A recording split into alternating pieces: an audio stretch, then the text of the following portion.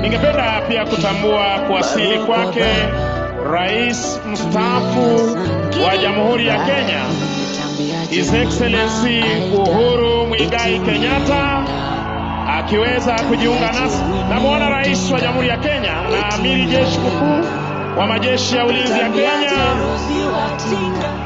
Mheshimiwa Daktari William Samoei Ruto, akijiunga nasi hivi sasa, akiwa na aliyekuwa Rais wa Jamhuri ya Nigeria, Olusegun Obasanjo, wakiweza kufika mahali hapa kuweza kuomboleza nasi siku hii ya leo. Hivi sasa Mheshimiwa Rais akiweza kumwelekeza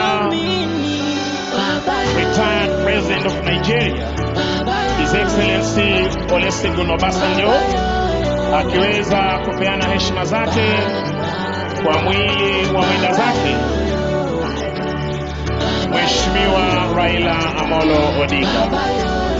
Mheshimiwa Rais hivi sasa akiweza kupeana heshima zake kwa mwili wa mwenda zake, akiwa amesindikizwa na nduguye Raila Amolo Odinga, seneta wa jimbo la Siaya, Dr. Oburu Odinga.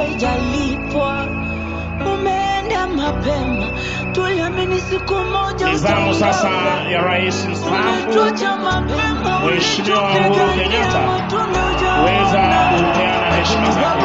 Kitonga, tafadhali tuendelee. Kuna mambo fulani baba mulipanga, ila Wakenya hujatuambia. Rais Ruto akimaliza miaka, umetuacha hujatuonyesha njia. Let us have the choir of the praise and worship team ready. As recognized, we have His Excellency, the President of the Republic of Kenya, Dr. William Samoei Ruto, together with His Excellency, the former President of Nigeria, His Excellency Olusegun Obasanjo, wakiwa pamoja na Rais wa 4 wa Jamhuri ya Kenya, Uhuru Muigai Kenyatta. So at this point, I would like to call on Canon Ruth. Canon Ruth is the worship leader on behalf of Bishop of Diocese of Bondo.